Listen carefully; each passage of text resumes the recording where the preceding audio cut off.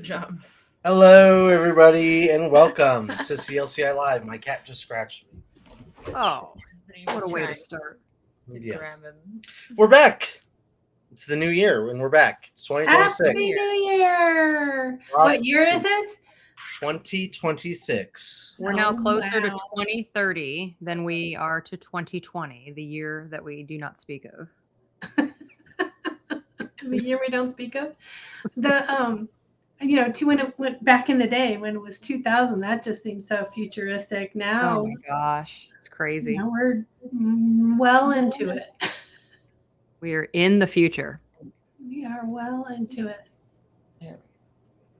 Sorry, we were having lighting issues somehow. Adjusting our lights. Our light got involved. Yes, if you're in the future right now, watching this 20 years from now, it is 2026.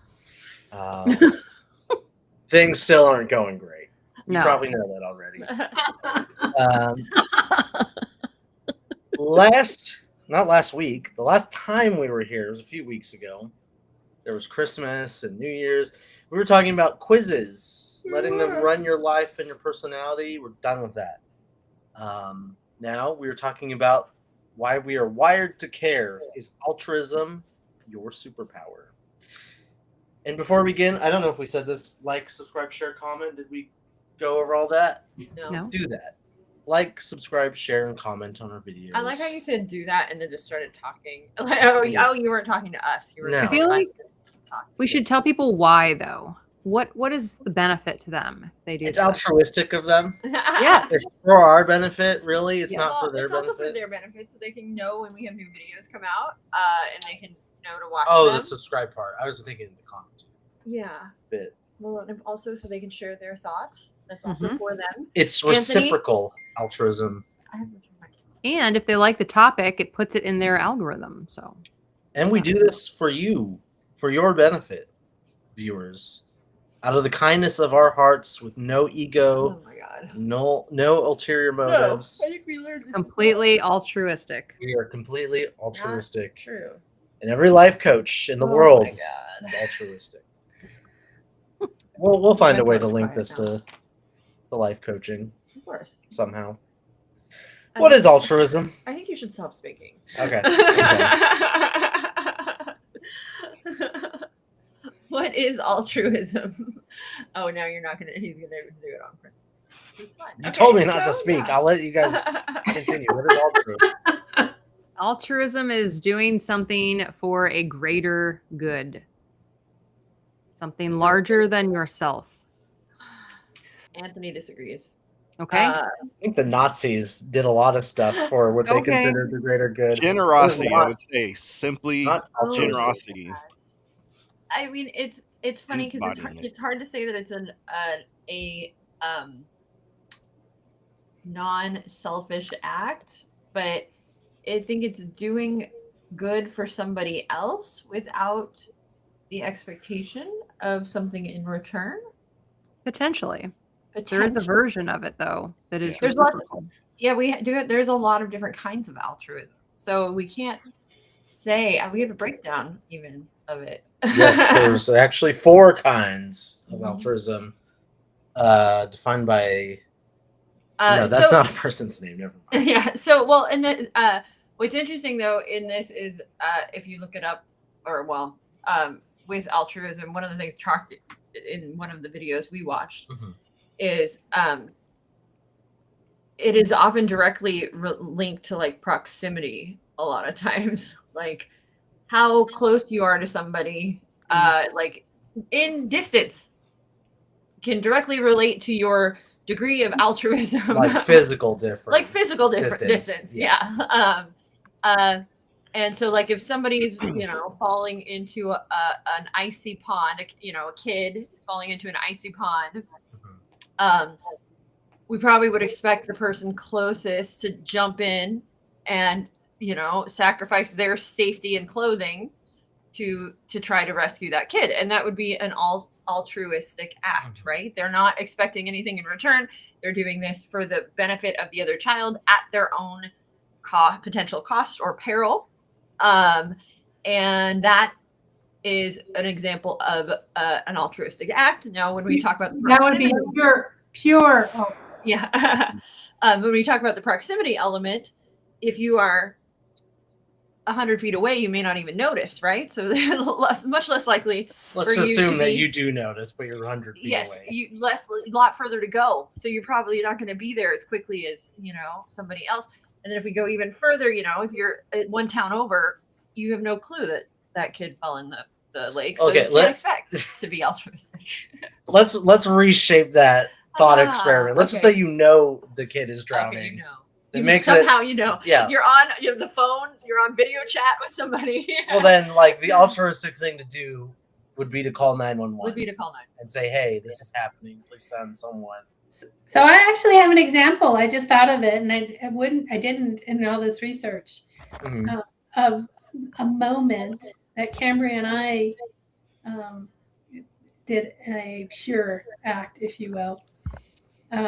We were driving back from swim, and out of the corner of my eye, way down over there, I saw this lady trip and fall. And I was all the way, I wasn't to the lane closest to her. I was all the way over. And I'm like, by the time I figure out how to get over there, she's going to be up. And I go, but who cares? So I went up, turned around, we had to wait, and da, da, da. She was still there. She was down on the ground, probably 10 minutes, I don't know, 5 minutes it took me to turn around. And we got there. And so we just had to follow through with there was a series of events based on what occurred for her. But yeah, proximity. We were far away. It could have been that moment of, oh, she's going to be fine. Especially by the time I get there, she just tripped. So I get what you're saying about that distance measure. Were you more inclined or less inclined to go help her because Cambria was with you? Now, for the audience, Well, I would have done it anyways. Yeah. Cambria's how old? 9. 9. Were you more or less inclined because Cambria was in the car with you to go help? No, I was more. I mean, it would have been the same. I made Cambria sit there in the car because I didn't want to overwhelm the lady. So I don't know if that makes. And that was a stacker. So I'm bringing this in. This is back to what defines. I mean, in that instance, it was a sacrifice of time, right? In order to help the lady. Does there have to be an element of, like, a lot of times when you hear about altruism and things like that, we think about extreme altruism. It's like giving your kidney to somebody, and I mean, that's a sacrifice, right? Like that is so does there have to be an element of sacrifice for it to be altruistic? I think yes. Am I wrong? Well, at minimum, to aren't be- you sacrificing your time? I would say. In most Well, instances. but we're sacrificing something, right? For it to be altruistic. I mean, is it a sacrifice? I don't consider it a sacrifice that, we spent, almost an hour there helping. I don't consider that. So I think that would be selfish at that point if I considered that. But I mean, looking at it on the outside, perhaps that what you're saying is true. It's hard to say that it's a sacrifice because I think the people on the far end of the spectrum of altruism, they don't view it as a sacrifice because they view it as their own time and money is not theirs, really. It's whatever free time or free money or resources they have or ability they have to help others, it is for the sake of others. That's why they have this free time or resources or ability to help people. They don't see it as a sacrifice. Yeah. Really, it's something that is already owed to the other person by virtue of them being other human beings. I mean, and I don't know, the greater good of Berkeley defines it as when we act to promote someone else's welfare, even at risk or cost to ourselves. Yeah, and that I wasn't at risk. At least I don't think I was. It's more of just like a time cost and more of just like it's out of the way. It's a convenience cost. It's inconvenient. Definitely was inconvenient. I mean, if you consider that. On the hindsight, in the moment, I felt like I was doing the right thing. which is an awesome thing to do for the people you're helping, is being like, yeah, you're inconvenient, but I'm helping you anyways. Well, that's a thing, right? There's a thing. We'll get into that later. Mhm. We do have a little breakdown of 4 different types of altruism. I'm not sure where this is coming from, so we'll have to find a source on it. It's from Google. One of it talks about kin altruism. That's the person's whose name I thought it was. It's like, that's a very Oh my cool gosh. name. Your name is Kin Altruism. Or genetic or Yeah, nepotistic I altruism, which misread is the that. inclination to like sacrifice for yourself or for your family and for your friends, those in close proximity and that you know and matter to you, right? Which, in my opinion, is just like evolutionarily true.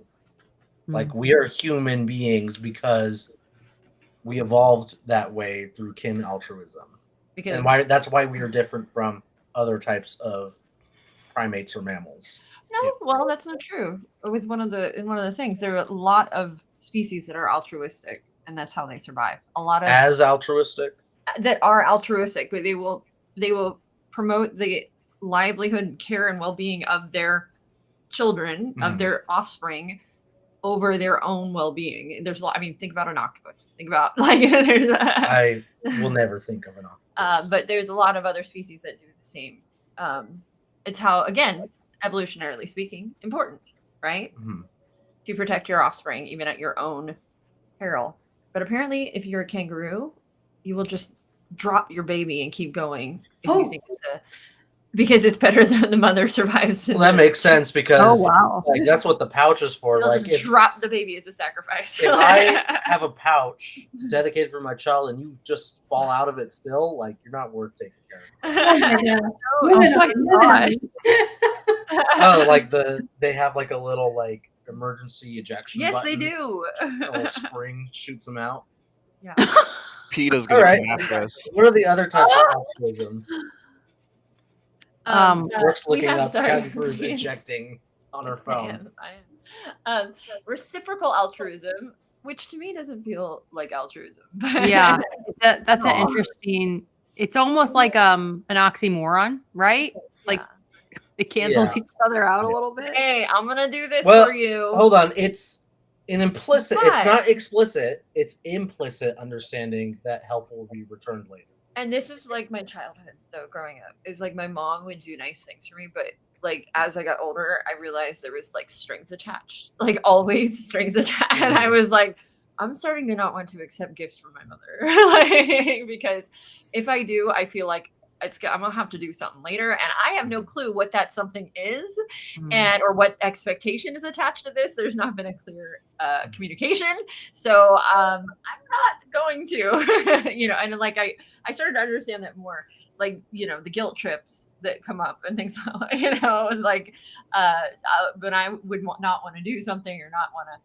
Then it was a guilt trip for all the things that had been done for me, and I was like, well, I'm gonna stop letting you do things because I don't know what contract I'm signing. Yeah. But that is one of the in one of the articles we read, or I think it was something we watched, was a discussion around people who do this. That's what it was. Oh gosh, it's a Freudian Anna Freud concept. It's altruism for defense, and it's where people will live out their fantasy or their wishes through the lives of others, so they're constantly giving to others, but it's with this expectation of this person being successful, and it's often they don't care as much about themselves, so they care so much for others, but it's really a kind of a very selfish form of altruism. They're getting something out of it. Yes, they are.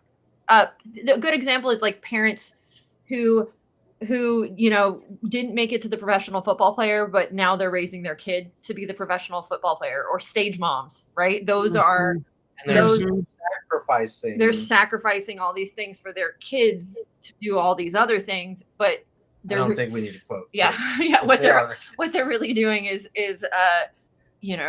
holding their kids up to this giant expectation of fulfilling their dreams and wishes that they couldn't have as an adult, and now that kid has this really a lot. I'm sorry, those kids. I feel bad for you. That's a lot of pressure. I think a lot of pressure. people who tend to believe in karma or karmic justice are also fall in this bucket of reciprocal altruism. Oh, okay. Where if I do good things in the world and I do good things and I'm a selfless person, I'll have good karma and it'll come back to me. I think a lot of religious people also fall in this bucket. Maybe mainly Christian people fall in this bucket where if I am good, I do good deeds and good acts and I'm selfless, I will get some eternal reward in the future. What's interesting that's not immediate. It's implicit, not explicit. And what's interesting in that though is it's hard to like, who are you mad at? Like when things go wrong, right? Like how do you know what I mean? Like I now have cancer. That's why then you like blame, people go through that phase of blaming their gods and asking is why is this happening? Well, that's when the other shoe drops and then people have the, I think you posted this, Lisa, where people will say something akin to like, oh, no good deed goes unpunished. Like that way of thinking where if I do something good, something bad's going to even it out. Well, I think no good deed goes unpunished with, we can get into that in a little bit once we get through this. There's a lot of different ways to take that.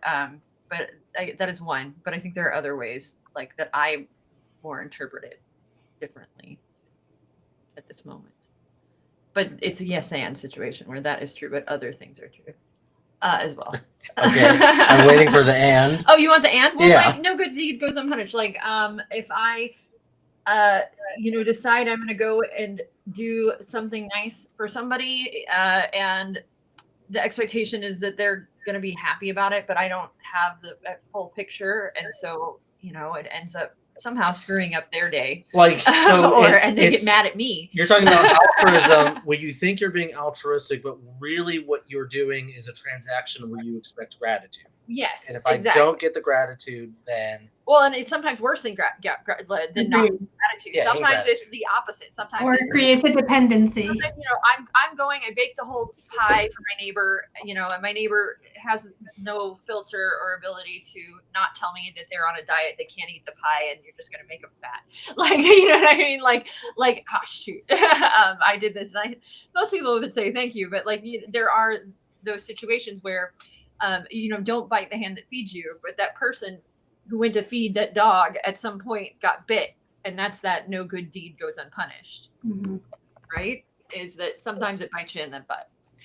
There's a good, I wrote, was having a random writing a whole bunch of stuff night a while back, and it was talking about how white knights are actually dangerous because they're riding in to save the day, but they're actually like robbing the damsel in distress of the ability to save themselves. And so it's kind of there's a double-edged sword situation sometimes, not always, but sometimes.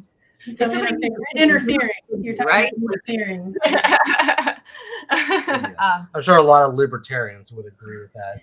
Yeah, thinking. I mean, it's not like I said. If somebody needs a kidney, give them a kidney, right? They're not gonna be able to save themselves, so it's not always good. Sometimes people do need help. The next one is group and cultural group selected altruism, which is helping people in your social, ethnic, or community group and foster cohesion and trust, which is, I think, how you end up like building up your friend group, right? Like you do nice stuff for you. They're moving. Okay, I'll help you move. That's what they're for. That's what they're for. Right? But it like helps you, like it helps build like the overall trust and like solidifies the cohesion of that friend group or that ethnic group or that social group. Is that those people will sort of do things, be there for you in one way or another. I think too, there's people that want to support people that have similar values. And so I would even extend this probably into political groups, right? Like people want to give and support to people they believe hold the same values. Which I don't know if like billionaires who donate to super PACs. No, they're doing really that. counts as altruism. No, they're doing that to make money. I guess so. The point I'm trying to make is I don't know if group altruism is really altruism because if you identify yourself with that group, by donating to it and dedicating your time and fostering that trust, you're really doing it for yourself because you're only a part of that group as well. No, but okay, so like it'd be altruistic if you donated to a group you're not a part of. Well, let's say you're somebody that used to be homeless, right? Okay. And used to live on the streets, and now you've got enough together that you go out and when you have extra, you help other people that were in that same situation as you. Why? Because you identify with them and you understand them and you have gotten a little bit better. Which is what Anthony's point is, though. You're making Anthony's point to say it's more altruistic, even if it's the same, not immediate group, but group culture that you're versus your immediate friend group. Doing something nice for your immediate friend group, he's saying, is not as altruistic. I don't know. Or even people you identify with, like nationally, culturally, religiously speaking, like if they are part of the group that you yourself identify with, the motivations are not extra selfish. It's not, I wouldn't say extra selfish, but they're not completely unmotivated by self-interest. But wouldn't that be true of anything? Yeah. I mean, anything that we give, it's sticky. Like this is where it was interesting. Like we can't. It's never truly That's unselfish. the next one, right? Which unless pure altruism, acting out of genuine empathy and moral conviction, with no expectation of personal reward, recognition, or benefit, even at personal risk. So pure selflessness. So I thought of 9/11 when all that horrificness happened. How many people jumped in to save other people in that moment to not even be recognized that they did that kind of thing. So ended up with lung disease. Yeah. But they still aren't getting payments for it. And it's the difference too. Like one of the delineations is, it's interesting. Like if you are a firefighter and it is your job, it is less altruistic for you to do your job because that is an expectation of you, than somebody who is not a firefighter and runs into the same situation. And helps. However, if that person, like so much of my safety training and like all of the training I have when it comes to like water, things in the water, and it's like the last thing I want somebody to do is somebody to jump in and help if there's a panic situation, because then you have two bodies, not one. Like so, unless like you're a trained individual, probably for the most part, stay put and call for somebody who is capable and fully able to help. Otherwise, it ends up just being body piles. One of the examples given to us in our scuba training was we had there were a bunch of people on a boat in a lake, and somebody fell in. They didn't know how to swim. Well, somebody jumped in after them and also didn't know how to swim, and it ended up being like four people on a boat, 3 drowned, like one jumping in after the other. Like, oh my god, one. Oh my gosh, very altruistic. I think they were all drinking on the boat, so they were like, but still, like that's like, it's like, my god, it might have been ideally altruistic, but ended up being a nightmare. Oof.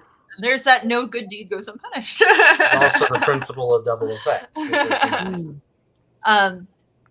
So why talk about altruism today? Yeah, why did you pick it? You answer that question. Well, I think we were just explaining what altruism is, but I think that one of the things to consider is that you can actually get a lot out of being nice or doing things for other people. It can actually be very rewarding. I think a lot of turning it into coaching. A lot of coaches come into coaching because they care enormously for other humans. I think there's a line that gets crossed sometimes, which we can get into later, but I think a lot of coaches come into this practice because of that. Because they want to help others, right? And they want to like.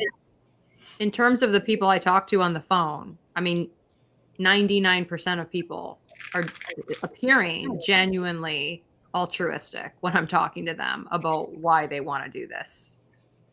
There's something in them that gains a greater reward from helping others and knowing they are helping others than,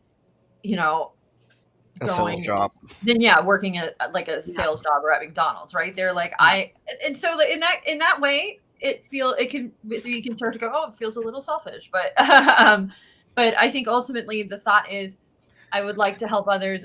It will be more fulfilling if I'm doing something that is doing a greater good in the world, right? That is helping the world be a better place. Yeah, more of a contribution. Yeah, than just one, salesperson or what have you. Hey, us salespeople help people out too. Sometimes. And so that is a big part of why people get into coaching. What's interesting though, and it makes it rewarding, but I think that all of the like little things we have brought up with regard to like all of the sort of the pitfalls of this altruistic concept also transfer into coaching, right? Like where you can have a person who comes in wanting to do good, and then they end up jumping off the boat and starting to drown themselves. Metaphorically, metaphorically speaking. Yes. They can end up in a situation where they're trying to help and it ends up biting them in the butt and it doesn't go as they planned. And then I'm being very general, but all of these things, it's funny, are sort of like, I think the reasons that an organization like ICF exists. And it's to help sort of take out all of the accidental, selfish, or unintended consequences of wanting to help, and then inadvertently causing damage from that. I mean, initially altruistic goal. So, which is what it sounds like the theme we're getting to is that altruism is not enough.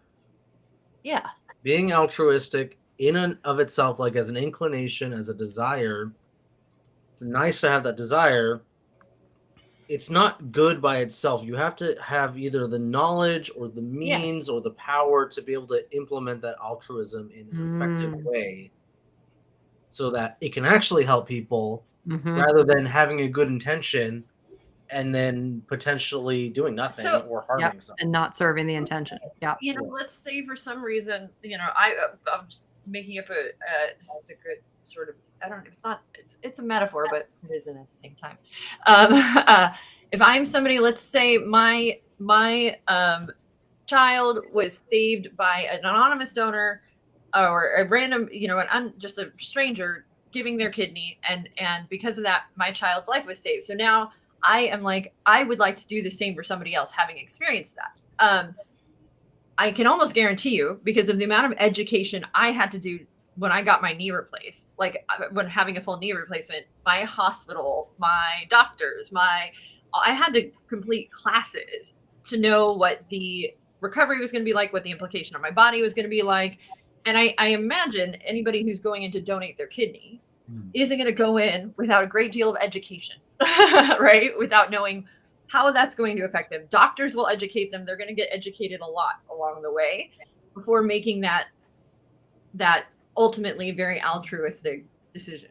But to do that in a way that is safe, I could go to Mexico and sell a kidney. Right? To do that in a way that is safe and practical for both sides, for both the receiver of the kidney and there's got to be a great deal of education involved from the person who is giving, but also the doctors and all of the other things that have to happen. There has to be a lot of the right pieces in place for that to be a successful act of altruism. And so if you take that analogy and apply it to somebody who wants to coach, there should be a great deal of sort of education and other experts that, and a bunch of other things that snap into place for you to do that in a way that is successful.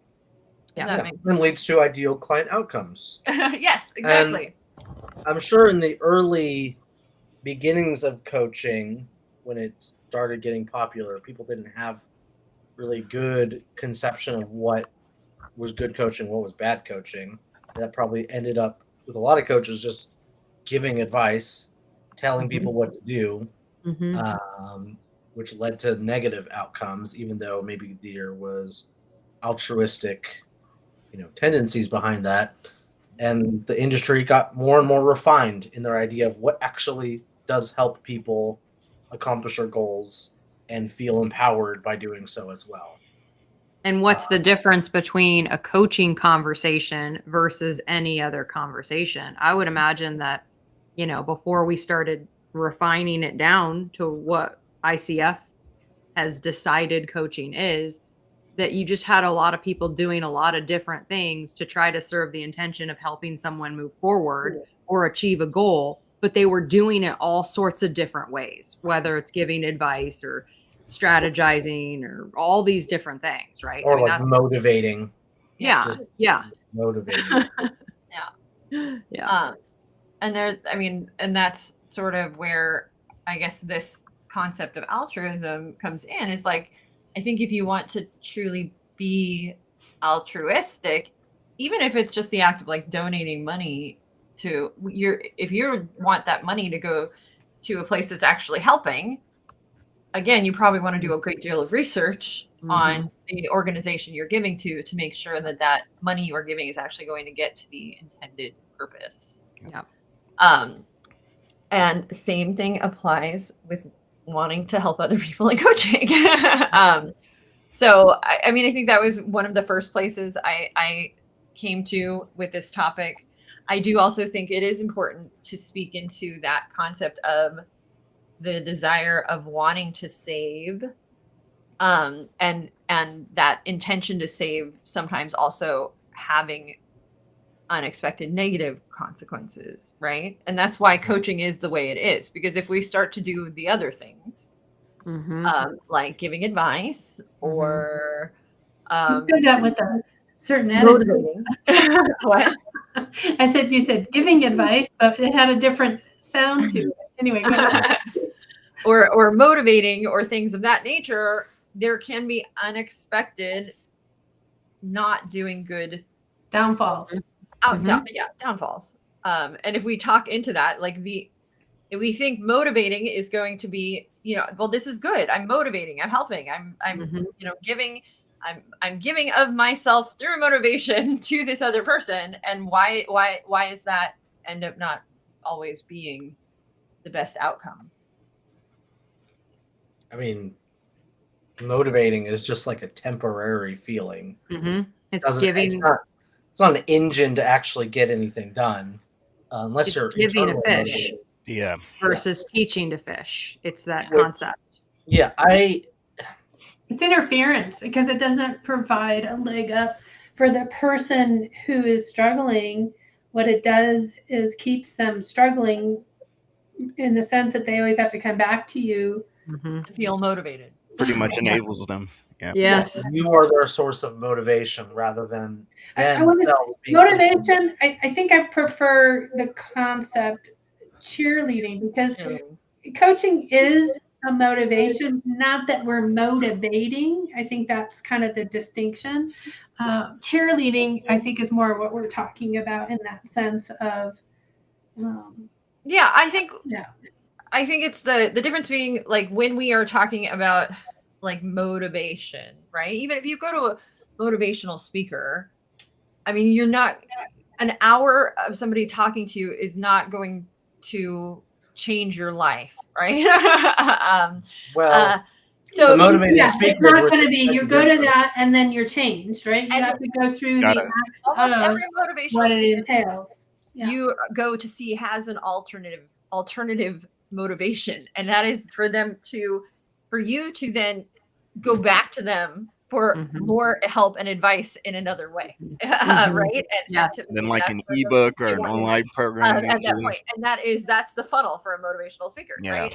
So that motivation is really advertisement for that person, and not help for you, right? There might be topics in there that light something up in you and turn something on. But ultimately, that is what the function of most of those kind of things are. And if we're talking in like a coaching setting and we're talking about the cheerleading, right? What might happen is the client might start looking to you for that Mhm. affirmation, that like confirmation they're on the right track.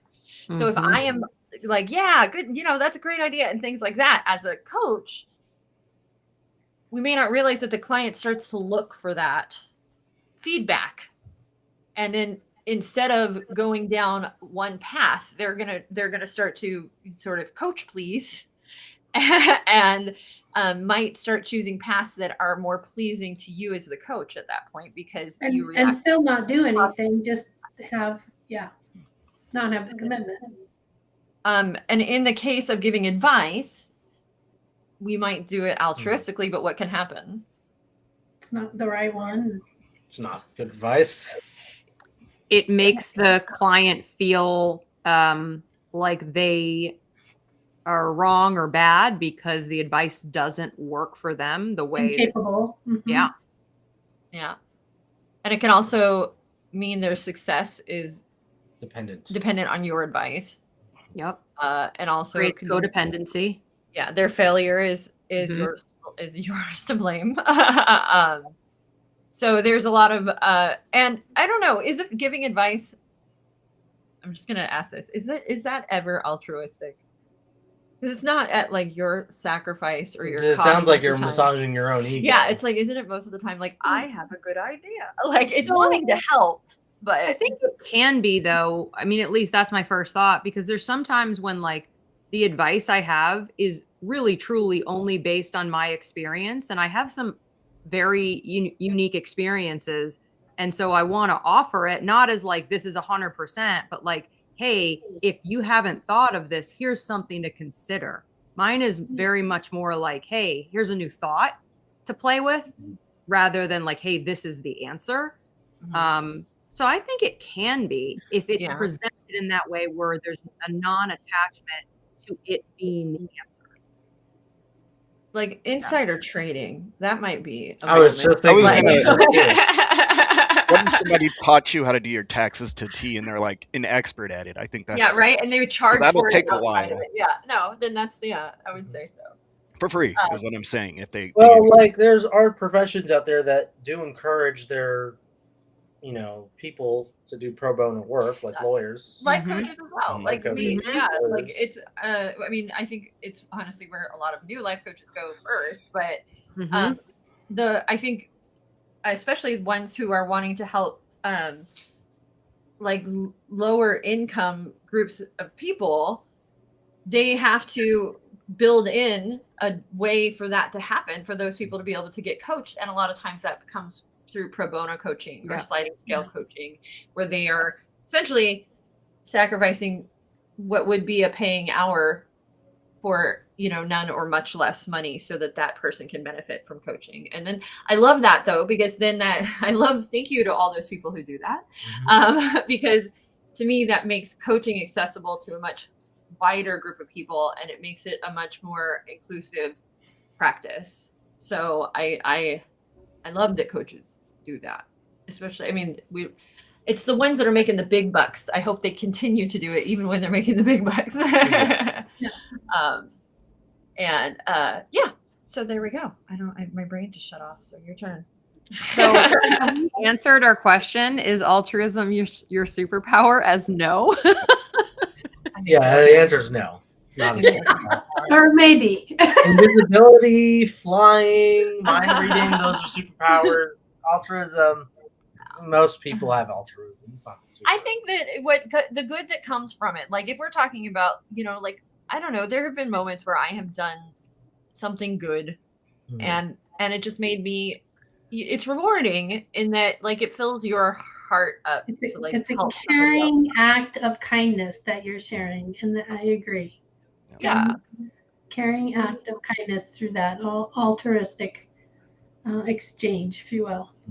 One of the videos we watched was about how if everybody was invested in making sure everybody around them was successful, right? And there was like this exponential overall growth in success that comes with innovation and all these other things. The end result would be the world actually being a better place, right? Because overall you would have everybody would have a greater ability to help other people through this smaller beginning of just carrying it around to make sure that everybody around you was doing better. And there overall would be less suffering and more benefit. And I love that very idealistic concept, and makes me wish it was possible, but also go not in the world we live in. Sad. Too bad. Do you think though? Utopia does not exist. Do you guys think that altruism though could be on a spectrum essentially of like, you know, like there's something that I'm doing right now that I feel is maybe like 75% altruistic, but there's like a portion of it that also, if it works out, serves me, you know? So it's not 100% altruistic. It's motivated a little bit by that, but ultimately there's more to it than just, is it altruistic or not? It's not black and white. What are your thoughts? Of course, yeah. What's your question though? I think that's what makes the world go round. Do you think that That's that's on the spectrum. an accurate reflection of spectrum? altruism rather than is or isn't, or is it a type? Is it not a type? I mean, I think if our spectrum is like unselfish to selfish, right? I think that's kind of where you're like gauging. So like, you know, truly unselfish altruism would be, you know, I don't know that exists. Like, I don't know that is truly a thing, because the amount of factors to be exactly right for it to be a truly unselfish act. I don't know that that's possible, right? So I think there's always a degree of selfishness. Here's my thoughts on it with altruism as a concept. I think it's something that you can neatly put in a box, stuff it in a shelf in your attic somewhere. Like, altruism is a moralizing concept that a lot of people just wear as a badge of honor. And if it's not altruistic, if it's not 100% pure, then it's selfish, or it's selfishly motivated. And you're swinging back and forth between these poles of selfishness or altruistic. If you just put that aside, sometimes that doesn't matter whether it's labeled selfish or not, because there are some things that people do that are selfish and self-interested, but they still benefit people, they still help people. Yeah. The outcome is really exactly the same, whether it's selfish or altruistic. Those are concepts that are internally like designated, and like, or you're using it to evaluate someone else. Like, oh, you only did this for selfish reasons, or this person did this and they're super altruistic. I don't really play around in that sort of conceptual sphere, or at least I try not to. So I would say just don't worry about that. Like, if you're somebody who separates on something, if it's altruistic or not, or selfish or not, maybe try thinking about what is the actual outcome, what is actually getting done. And what if you don't know the outcome? Then if you don't know the outcome, then I don't know. You have to just hope it's good, I guess. But like I think, like we said before, altruism by itself doesn't achieve anything. It's just a good feeling. Like, I was going to say personal happiness. Yeah, it's only a personal, affect. You need either power or knowledge to actually effectively use that altruism in a way that does benefit people, actually speaking. But when we reflect it back to coaching, what you're talking about is having an agenda for your client, and we don't have an agenda for our client. So that's the client's job. What about the people who think that they're altruistic, but a lot of their motive is unconsciously self-serving? And the example I think of is someone who does a lot of acts of service for other people, but they're doing it to make other people think that they're a good person or like them or be part of the group and fit in. It's like not entirely, what I'm talking about. Yeah, I know what you're talking about. Those are like self-serving kind of martyrdom kind of people. Yeah. I don't that's fine. I'm not gonna give you accolades because of that. I'll say, okay, did you actually help people? Yes or no? Then fine. I won't give you the benefit of making you feel good because of it. But if other people do, it's not my business. You know, you did a good thing. Yeah. If it's self-motivated, make you Mhm. look cool or Mhm. good or righteous, then sure. But Make sure the you're healthy. I the think flip side is that's a hard thing to really, I mean, because I think there's multiple facets to Yes. that concept. Somebody doing good, and it is good, Mhm. right? Yeah. Even though there is an intention and an agenda, Mhm. I'm not The- sure that that's bad either. the Right. flip side is though, are they going to be doing those good things when they don't get any sort of acknowledgement? and Okay. that there's the crux. Yeah. If yeah. I'm not even sure that's a crux. If you know that is the case about you or someone else, then just give them opportunities to show off how freaking, you know, altruistic they are. Because it's ultimately better for society or the world if they keep doing these good things, even if I think they're, you know, have their Selfish heads up their reasons. butts Yeah. a little bit. Um, I will say, like, the one thing, like, if that person is doing those things and they are harboring resentment That's different. Mhm. because they are, and this is our people pleasers, right? mhm. Mhm. That the person who's doing it is going to be, I mean, it's going to come to a head at some point. Yeah. They're not going to feel fulfilled. They're not going to, and but I don't think it's the person receiving the people pleasing's behavior. I don't think it's their job to Enable not them or make- like to not accept the help. You know what I mean? Like if Right. that person is like, oh yeah, I'll do that. I'm gonna take their word. Oh, okay, great. You know, I'm not gonna say, Mhm. okay, are you sure you want? Right. Like, you know, I mean, I might with some people. I think I have done that I think with I some have done that with people. some people. Yeah. But um, that's, you know, there are those who do get resentful over time. But I think most of the people I know who do that at some point go, I'm not doing this anymore. It's not fun for me anymore. I'm feeling resentful about it, Mhm. and the adult will have a discussion around it or learn to say no. Mhm. Yeah. Mhm. And then the second part of that is learning to say no without guilt. Creating Because I still boundaries. have that creep up sometimes. Mhm. Where I'm like, I said And no. then- Oh no, are they going to hate me? Am I a bad person? Is that Right. And then potentially finding a way to, you know, create self-esteem or feel purpose or whatever it is that those acts of service are giving that person in other ways, because that is going to leave I think them. I've got a weird form of A lot of- altruism in the form of like, I feel like I'm helping people by not asking them for help. I'm not You do, altruistic yeah. in the way where like That is true. I want to help people. It's like I don't want to ask for help. He doesn't I wanna don't bother want. I don't anybody. want to bother people.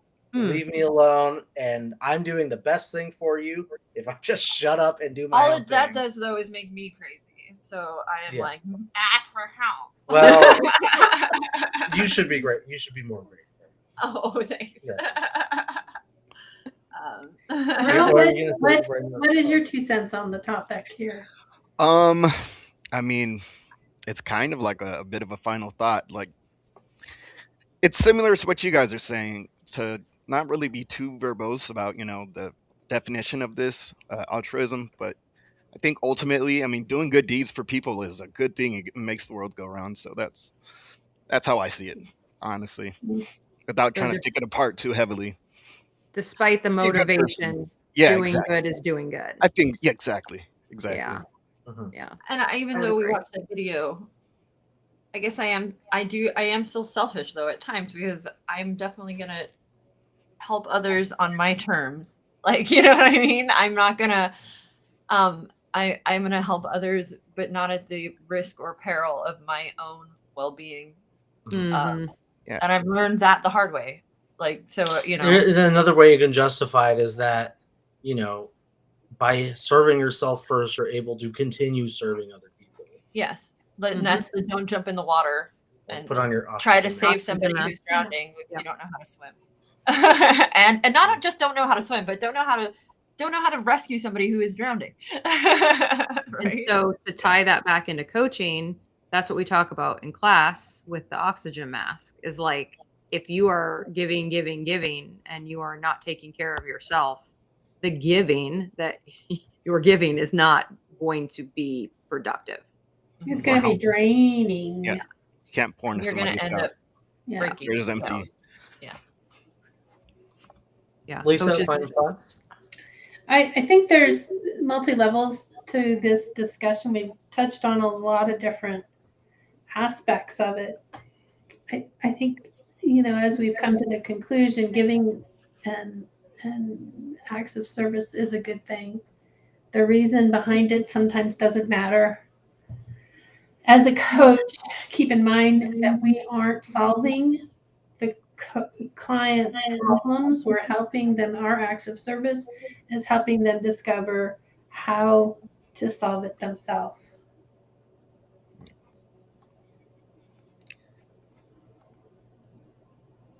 Anthony's muted.